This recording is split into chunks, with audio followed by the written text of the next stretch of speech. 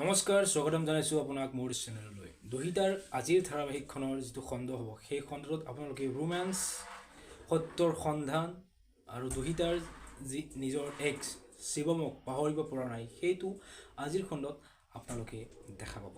হয়, দুহিতাই এতিয়াও শিৱমক পাহৰিব পৰা নাই আৰু দুহিতাই শিৱমৰ বাবে বিকিক বেয়াকৈ কোৱা দেখা যাব আৰু তাৰ বাবে তাই অনুতপ্ত হ'ব আৰু তাই নিজে ভাবিব যে শিৱমৰ বাবে তাই এতিয়াও কিয় ইমান আকুল হৈ আছে, যে শিৱমক এতিয়াও তাই কিয় পাহৰিব পৰা নাই।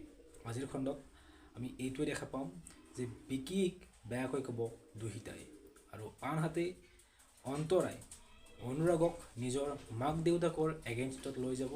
তাই যিটো এটা খেল খেলি আছে সেইটো আপোনালোকে হয়তো গম পাইছে যে অন্তৰাই নিজৰ শাহু আৰু শহুৰেকক নিজৰ পুতেকৰ এগেইনষ্টত লৈ যাব বিচাৰি আছে।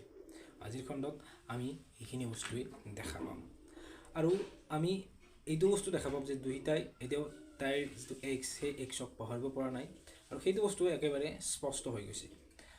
আৰু সেই দৃশ্যটোৰ পৰা আমি এটা প্ৰশ্ন আহি গৈছে যে তাই যিটো সংসাৰ সেই সংসাৰখন সুখৰ হৈ থাকিবনে, যেতিয়া বিকিয়ে সেই সকলোবোৰ কথা গম পাব আৰু অন্তৰাৰ যিটো নিজৰ ৰূপ সেই ৰূপটো যেতিয়া মাক দেউতাকে গম পাব বা অনুৰাগে যেতিয়া ভালকৈ গম পাব তেতিয়া তাইৰ সংসাৰখন ঠিকে থাকিবনে? আপোনালোকে কি ভাবে?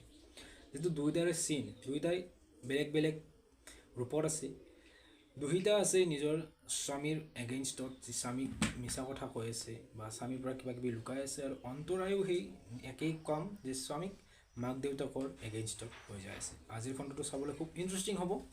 আপোনালোকে কেনেকুৱা পায় দুহিতা ধাৰাবাহিকখন সেইটো তলত কমেণ্ট কৰি জনাব। ধন্যবাদ।